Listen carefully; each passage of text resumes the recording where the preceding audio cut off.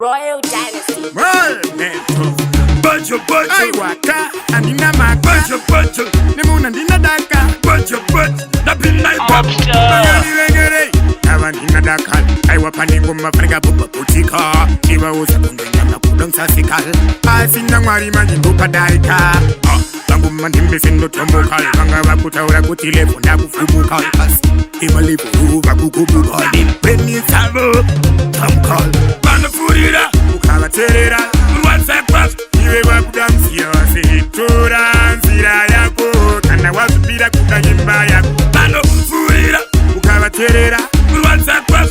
Iwe wakudamsia wasitura nzira yako. Kana wasupira kukanyimba yako. Amukurarama uzaterera makuwa chino yenda chipol. Na mwari wakapiwa agol. Bano zeka uchiboa. Baikufurira. Bakukuti wakupoa. Asi chato naweka kote upenye pasi masanga uita za munoda Makape. Asmari. Tia chata anotonga. Bana furira. ukabaterera.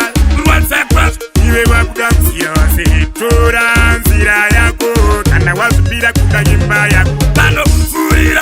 Ukabaterera. WhatsApp pass. Iwe wakudamsia wasitura nzira yako. Kana wasupira kukanyimba yako.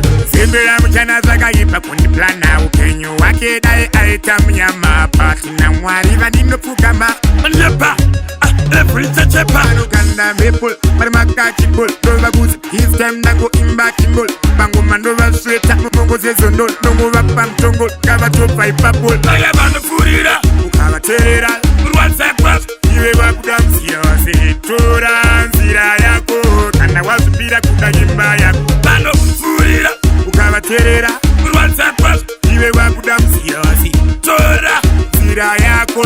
Kana wasupira kukanyimba yako. Amukurarama uzaterera makuwa chino yenda chipol. Na mwari wakapiwa agol. Bano zeka uchiboa. Baikufurira. Bakukuti wakupoa. Asi chato naweka kote upenye pasi masanga uita za munoda. Makape. Asmari. Tia chata anotonga. Baya bana furira. Ukabaterera. WhatsApp pass. Iwe wakudamsia wasitura nzira yako.